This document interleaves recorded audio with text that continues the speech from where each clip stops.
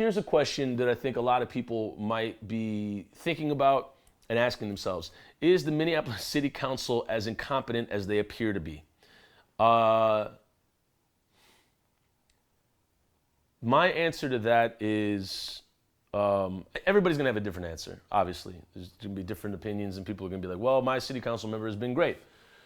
The city council has a ton of power, a lot of power, and a lot more power than people give them credit for. And so knowing the power that they have, knowing the kind of the positions they can take and the moves that they can make, I have not seen one city council member at any rally or march, except for the one that was to demand that they're going to defund the police, the big old song and dance at Powderhorn Park. I have not seen one of the city council members be open to a community forum, such as Latricia Vita was. I've not seen any of the city council members take an interview in the first 3 months after George Floyd's murder.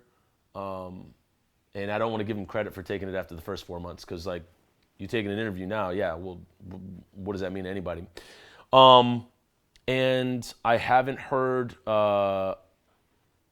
anything from anyone of their city council member saying anything that's been true to form one day as it was the next. I've only heard that a lot of the council members have said one thing, done something entirely different. So my answer to, are they as incompetent as they appear to be? My answer is yes.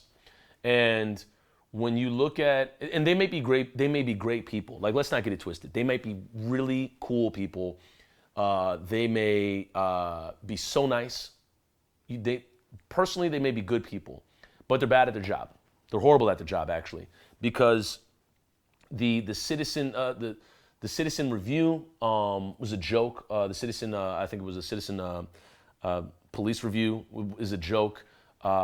They've passed the buck down and kind of like cried foul to Mayor Fry when before George Floyd was murdered. They were like, Mayor Fry is the shit. That's the homeboy. And so they're throwing certain members of themselves under the bus, when it gets hot. So the idea of integrity is that you're doing the right thing even when nobody is looking. And let's say that nobody was looking before George Floyd was murdered, and now everybody's looking. Clearly, they weren't doing the right thing.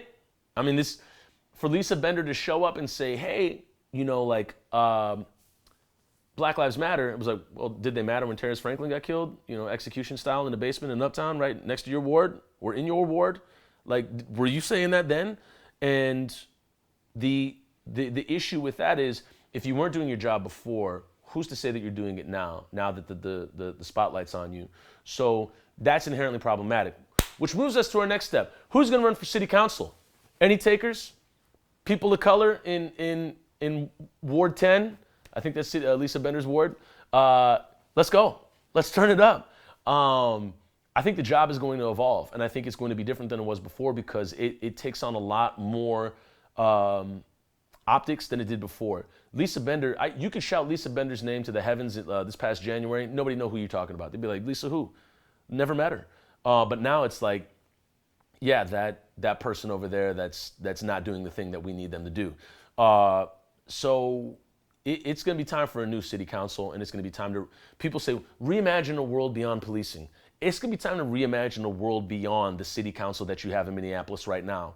Folks that are actually going to show up. Folks that are not going to be here for the aesthetic and want to be the next AOC.